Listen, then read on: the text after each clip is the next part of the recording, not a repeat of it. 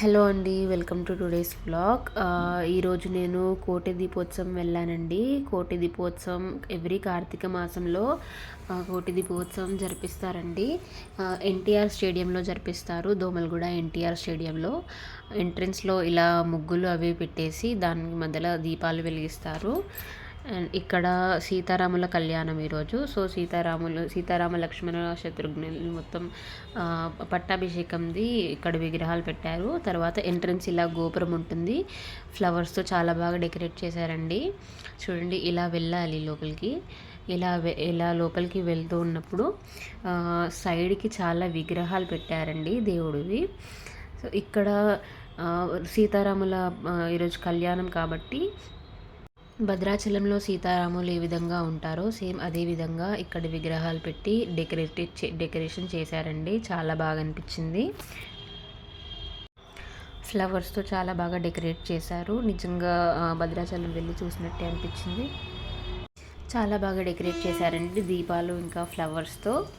And ఇక్కడ వేరే మండపం డెకరేట్ చేశారు ఫ్లవర్స్తో. లోపల కూడా విగ్రహాలు ఉన్నాయి దేవుడివి, అక్కడికి వెళ్ళనివ్వలేదు. ఇక్కడ స్టేజ్ పక్కనండి, స్టేజ్ చాలా పెద్దగా ఉంది. స్టేజ్ పక్కన నుంచి దేవుడు ఊరేగింపు అవుతుందండి. ఆంజనేయ స్వామి ఊరేగింపు చేశారు ఫస్ట్. ఇదండి ఆంజనేయ స్వామి ఊరేగింపు వస్తుంది చూడండి. ఆంజనేయ స్వామి ఊరేగింపు చాలా బాగా జరిగిందండి. చాలా బాగా డెకరేట్ చేశారు ఆంజనేయ స్వామి విగ్రహాన్ని, ఫ్లవర్స్తో డెకరేట్ చేశారు.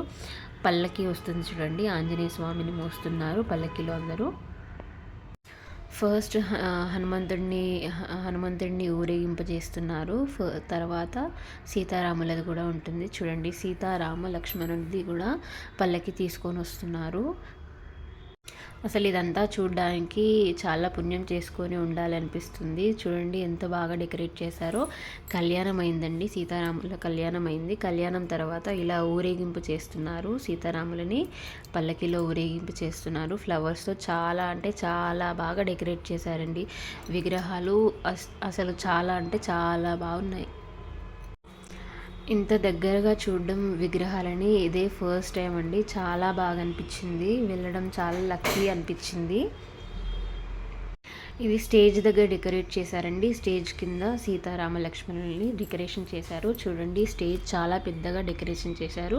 కోటి దీపోత్సవంది శివుడికి సంబంధించింది కాబట్టి శివుడిది మూర్తి పెద్ద విగ్రహం పెట్టారండి. చూడండి, పైన కోటి దీపోత్సవం అని రాసింది.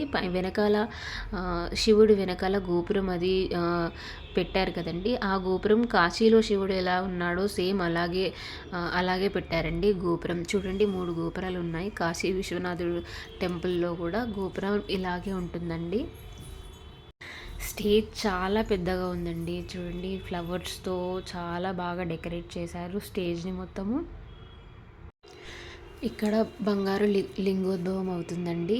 చూడండి, ఇక్కడ ఫైర్ వస్తుంది కదా, మధ్యలో బంగారు లింగోద్భవం అవుతుంది చూడండి. బంగారు లింగం భూమి నుండి వస్తున్నట్టు ఇక్కడ ఏర్పాటు చేశారు.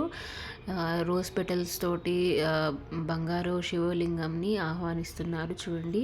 పైన కలశం ఉంది, కలశం నుంచి వాటర్ పడుతున్నట్టు శివలింగం పైన శివునికి అభిషేకం అవుతున్నట్టు వాటర్తో బంగారు లింగం ఏర్పాటు చేశారండి. ఇక్కడ చాలా బాగుంది, చూడ్డానికైతే కనుల పండుగలా ఉంది.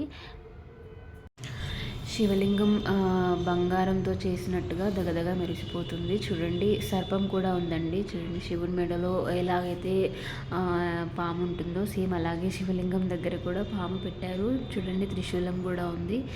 చాలా బాగుంది. అసలు ఇంత దగ్గరగా చూస్తానని ఎప్పుడు అనుకోలేదండి. ఇక్కడికి వెళ్ళడానికి విఐపి పాస్ కావాలండి, ఇంత దగ్గర చూడాలంటే దేవుణ్ణి. సో విఐపి పాస్ ఉండే మా దగ్గర, సో దాంట్లో వెళ్ళాము. ఇంత దగ్గర దర్శించుకోవడం చాలా బాగా అనిపించింది. చూడండి, బంగారు లింగం ఎంత బాగుందో. స్టేజ్ మొత్తం శివుడి మొత్తం శివనామస్మరణతో నిండిపోయిందండి. స్టేడియం మొత్తం శివనామస్మరణతో నిండిపోయింది. లింగోద్భవం అయిన తర్వాత సప్తహారతి ఉందండి. సప్తహారతి చేశారు శివుడికి. ఇది బిల్వహారతి. శివుడికి ఎంతగానో ఇష్టమైన బిల్వ చెట్టు ఉంటుంది కదా, సేమ్ అలాగే బిల్వహారతి చేశారు. ఇది నాగహారతి, సర్పహారతి. ఈ హారతిని దర్శించుకుంటే కాలసర్ప దోషాలు ఏమన్నా ఉంటే అవి పోతాయని ప్రగాఢ విశ్వాసం అండి. నాగహారతి అయిన తర్వాత సింహహారతిని ఇస్తారండి. ఇది సింహహారతి అమ్మవారికి ప్రీతికరమైన సింహంతో ఉన్న హారతి. సో నాగహారతి తర్వాత సింహహారతి ఇస్తారు.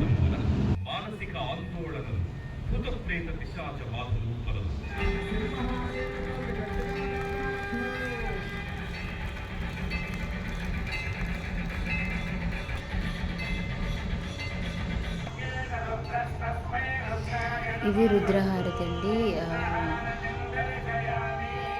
సప్తహారతి, ఈ 7 హారతులకు ఒక్కొక్క హారతికి ఒక్కొక్క ప్రాధాన్యత ఉందండి. ఈ హారతులన్నీ చూస్తే జన్మజన్మ పాపాలు పోయి చాలా మంచి ఫలితాలు ఉంటాయని చెప్తారు. దీపోత్సవం ఉంటుంది. దీపోత్సవం తర్వాత కోటి దీపోత్సవం ఉంటుంది. దీపాలన్నీ వెలిగించిన తర్వాత, దీపాలు వెలిగించాక లింగోద్భవం అవుతుంది, బంగారు లింగోద్భవం అవుతుంది. అది అయిపోయిన తర్వాత ఈ సప్తహారతి దర్శనం ఉంటుందంటే, సప్తహారతి దర్శనం తర్వాత శివునికి నీరాజనం ఇస్తారండి. నీరాజనం ఇచ్చిన తర్వాత దీపోత్సవం కంప్లీట్ అయిపోయినట్టు. ఇది కుంభహారతి అండి. కుంభహారతి దర్శించుకుంటే నరదోష ఏమన్నా ఉంటే అది పోతుందని చెప్తారు.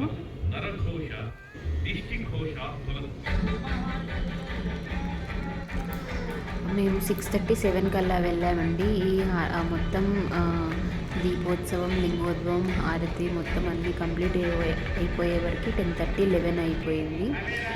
కుంభహారతి తర్వాత నక్షత్ర హారతి ఉంటుందండి. ఇది నక్షత్ర హారతి. ఇదే లాస్ట్ హారతి, నక్షత్ర హారతి. ఈ కోటి దీపోత్సవం 15th నుంచి 25th వరకు జరిగిందండి. 25th అంటే ఇంకా ఒక రోజు ఉంది. ఎవరన్నా వెళ్ళాలనుకుంటే వెళ్ళొచ్చు. చాలా చాలా బాగా అనిపిస్తుందండి. ఆ కోటి దీపాల వెలుగులో శివుడిని చూడాలంటే 2 కళ్ళు సరిపోవండి. చాలా అంటే చాలా బాగుంటుంది. ఆ వెలుగులో, ఆ దీపాల వెలుగులో శివుడు చాలా బాగా అనిపిస్తాడు. ఎవరికైనా వీలుంటే రేపు ఒకటే రోజు టైం ఉంది. ఎవరైనా వెళ్ళాలనుకుంటే వెళ్ళచ్చు. మీకు ఇలా దగ్గరగా దర్శనం కావాలంటే 5:30 నుంచే స్టార్ట్ అయిపోతుందండి. 5:30 కల్లా వెళ్తే 11 వరకు ఎండ్ అయిపోతుంది. Please subscribe. Thank you for watching.